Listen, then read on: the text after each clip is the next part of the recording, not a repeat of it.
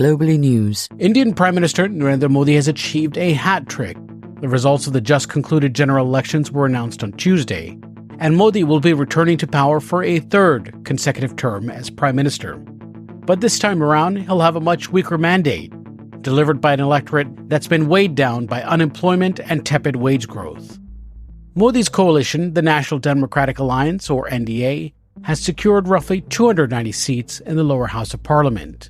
That's far below what virtually every exit poll claimed and the 400-seat goal set by Modi before the voting began.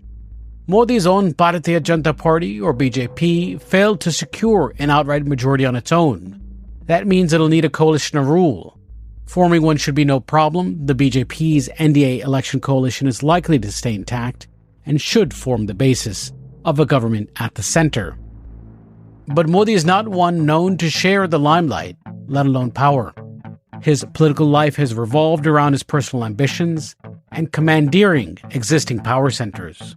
Modi's converted the cadre-based BJP into a personality cult and has dominated its parent organization, the Rashtriya Swayamsevak Sangh, or RSS.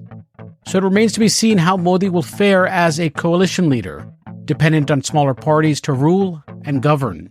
But what is clear is that the BJP now lacks the numbers to amend the constitution and formally dismantle India's secular edifice.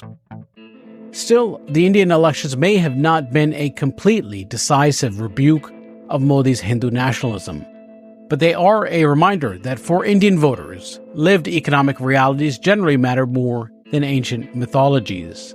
As they say, it's the economy, stupid. Ahead of the elections, most Indians in a survey said they regard India's unemployment problem as very serious and believe Modi has done too little or has failed to generate jobs. In spite of impressive official top-line economic figures, economic optimism is low in India, and a majority also believes that the biggest beneficiary of Modi's policies is big business, like the Adani Group and Reliance Industries, which are owned by the Prime Minister's favorite crony capitalists. Now, the competitive nature of these polls also revive hope that the independence of Indian institutions like the judiciary can somehow be restored. But for that to occur, the coalition that defeated Modi will need to stay united.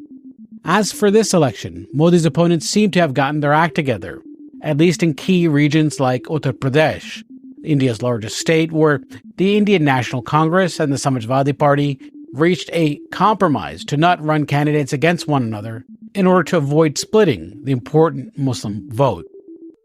Now, this election could be Modi's last. He's 73 years old, and it would make sense for him to bow out once this term ends rather than risk concluding his political career with a loss. And while 5 years is a long way off, speculation will grow over who will succeed Modi as leader of the BJP. Notably, the top two candidates at the moment, the Home Minister Amit Shah and Yogi Adityanath, a vigilante group leader and Hindu monk who now rules India's largest state, could take much of the blame for the BJP's election setbacks.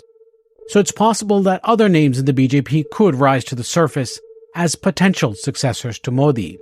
Among those could be names chosen by the BJP's parent group, the RSS, which may begin to reassert itself against Modi and try to exert control over party affairs.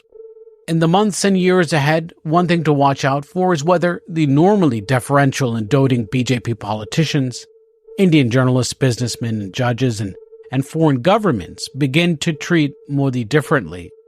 That would be a telltale sign that Modi's become a lame duck and that his era may truly be coming to an end.